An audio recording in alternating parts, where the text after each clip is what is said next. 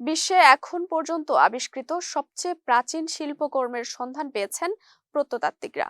ইন্দোনেশিয়ার সুলাওয়েসি প্রদেশের মুনা দ্বীপে একটি চুনা পাথরের গুহা থেকে প্রায় ৬৮,০০০ বছর পুরনো হাতের ছাপযুক্ত গুহাচিত্র আবিষ্কৃত হয়েছে। এটি এখন বিশ্বে পাওয়া প্রাচীনতম গুহাচিত্র হিসেবে স্বীকৃতি পাচ্ছে।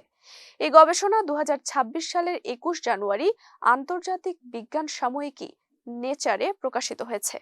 গবেষকদের মতে এই শিল্পকর্ম পূর্বের সব রেকর্ডের তুলনায় অন্তত ১৫,০০০ বছর বেশি পুরনো। গুহার দেয়ালে হাত রেখে রঙিন রঞ্জক পদার্থ ফু দিয়ে এসব চিত্র তৈরি করা হয়েছিল। এতে মানুষের হাতের স্পষ্ট ছাপ পাওয়া যায়।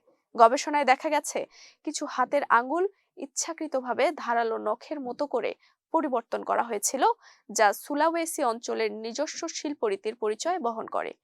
ইন্দোনেশিয়ার ন্যাশনাল রিসার্চ অ্যান্ড ইনোভেশন এজেন্সির প্রত্নতত্ত্ববিদ আদি agus অক্টাভিয়ানা বলেন, এই শিল্পকর্ম প্রমাণ করে প্রাচীন মানুষ শুধু দক্ষ নাবিকই ছিলেন না, তারা ছিলেন সৃজনশীল শিল্পীও।